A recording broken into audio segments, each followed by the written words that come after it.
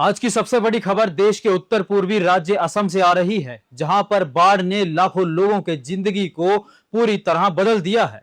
लगातार हो रही मूसलाधार बारिश, उफनती नदियां और पानी में डूबे गांव इस समय असम की दर्दनाक तस्वीर बयान कर रहे हैं। ताजा सरकारी जानकारी के अनुसार बाढ़ में अब तक 75 लोगों की मौत हो चुकी है। हालांकि कुछ इलाकों में पानी धीरे धीरे उतर तो रहा है, लेकिन अभी भी 3,32,000 से अधिक लोग इस प्राकृतिक आपदा से प्रभावित हैं।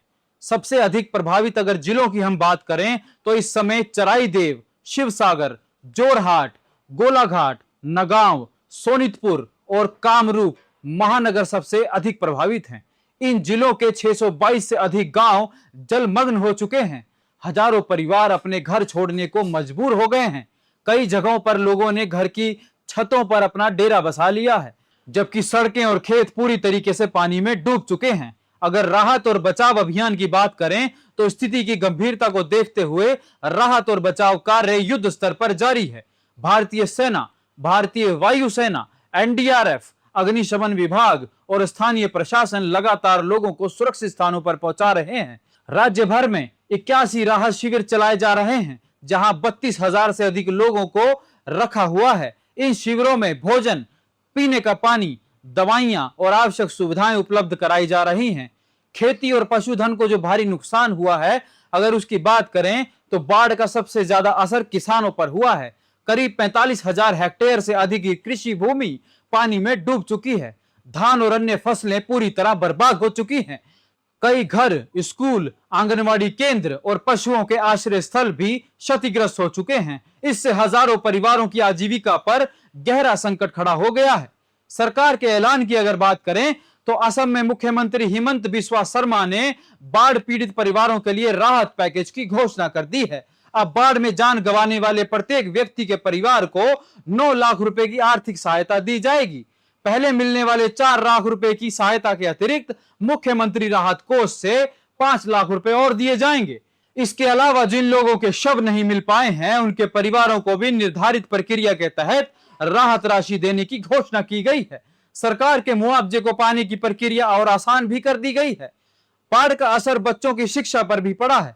कई स्कूल पानी में डूब गए हैं। राहत शिविरों में रह रहे बच्चों की पढ़ाई जारी रखने के लिए विशेष व्यवस्था की जा रही है।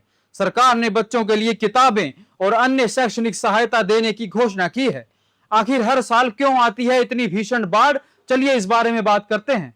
विशेषज्ञों यानी एक्सपर्ट्स का मानना है कि इस बार केवल भारी बारिश ही कारण नहीं है। नागालैंड और असम के ऊपरी इलाकों में सामान्य से कई गुना अधिक वर्षा हुई है। इसके कारण ब्रह्मपुत्र और धानसिरी और दीखो और दिसान जैसी नदियां तेजी से उफान पर आ गई हैं।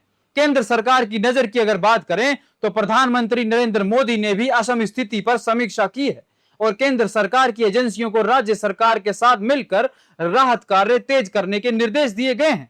खाद्य सामग्री, दवाइयां, पीने का पानी और अन्य राहत सामग्री लगातार प्रभावित इलाकों तक पहुंचाई जा रही हैं। बाढ़ केवल आंकड़ों की कहानी नहीं है, उन सब परिवारों की पीड़ा है जिन्होंने अपने घर, अपनी फसल, अपने पशु, अपने परिजनों को खो दिया है। कई गांवों में लोग नावों के सहारे जीवन बिता रहे हैं। छोटे छोटे बच्चे राहत शिविरों में रहने को मजबूर हैं और बुजुर्ग अपने घरों के दोबारा बसने का इंतजार कर रहे हैं। यह केवल सरकार का नहीं बल्कि पूरे देश के साथ खड़े होने का समय है। फिलहाल राहत और बचाव अभियान लगातार जारी है। उम्मीद की जा रही है कि मौसम में सुधार के साथ हालात धीरे धीरे सामान्य होंगे, लेकिन पुनर्वास और लोगों की जिंदगी को फिर से पटरी पर लाने में अभी लंबा वक्त लग सकता है। फिलहाल इस खबर में इतना ही। मैं अमृतपाल सिंह, देखते रहिए सत्य भारत टाइम्स। जय हिंद, जय भारत।